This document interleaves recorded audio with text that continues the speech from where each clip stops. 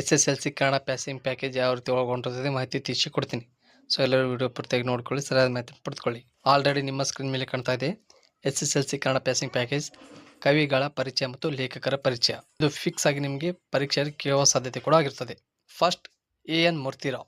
ಅಕ್ಕಿ ಹೆಬ್ಬಾಳು ನರಸಿಂಹ ಮೂರ್ತಿರಾವ್ ಕ್ರಿಸ್ತ ಶಕ 1900ರಂದು ಅಕ್ಕಿ ಹೆಬ್ಬಾಳು ಗ್ರಾಮದಲ್ಲಿ ಜನಿಸಿದರು. ಇವರ ಚಿತ್ರಗಳು ಮತ್ತು ಪತ್ರಗಳು, ದೇವರ ಹಲುಗನಸುಗಳು ಇತ್ಯಾದಿ ಕೃತಿಗಳನ್ನು ರಚಿಸಿದ್ದಾರೆ. ಇವರಿಗೆ ಕೇಂದ್ರ ಸಾಹಿತ್ಯ ಅಕಾಡೆಮಿ ಮತ್ತು ಪಂಪ ಪ್ರಶಸ್ತಿ ದೊರಕಿದೆ. ನೀವು ಈ ರೀತಿ ಬರೆದರೆ ಈಸಿಯಾಗಿ ಅಂಕಗಳು ಸಿಗುವ ಸಾಧ್ಯತೆ ಕೂಡ ಆಗಿರುತ್ತದೆ.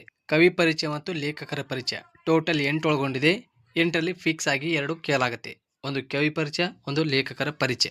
ದ.ರಾ ಬೇಂದ್ರ ಕೂಡ ನೋಡಬಹುದು, D.S. ಜಯೇಗೌಡರು ನೋಡಬಹುದು, ರನ್ನ ನೋಡಬಹುದು, ದೇವನೂರ ಮಹಾದೇವ ನೋಡಬಹುದು, ಕುವೆಂಪು ಕೂಡ ನೋಡಬಹುದು, ಸಾರಾ ಅಬೂಬಕ್ಕರ್ ನೋಡಬಹುದು, ಪಂಪ ಕೂಡ ನೋಡಬಹುದು. ಸೊ ಫಿಕ್ಸ್ ಕ್ವಶನ್ ಅಂತ ಹೇಳ್ಬೋದು. ಇವು ಇದರಲ್ಲೇ ಕೇಳಾಗುತ್ತೆ. ಇದು ಬಿಟ್ಟು ಕೇಸಿ ನಿಮಗೆ ಬೇರೆ ಯಾವುದು ಕೇಳೋದಿಲ್ಲ.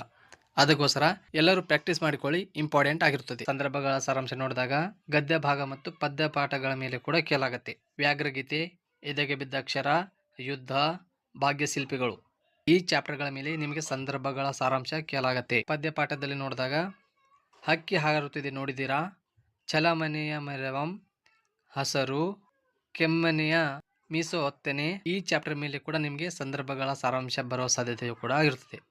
ಅದಕ್ಕೋಸ್ಕರ ಇಲ್ಲಿ ಫಸ್ಟ್ ಆಯ್ಕೆ, 2ನೇ ಪಾಯಿಂಟ್ ಸಂದರ್ಭ, 3ನೇ ಪಾಯಿಂಟ್ ಸಾರಾಂಶ.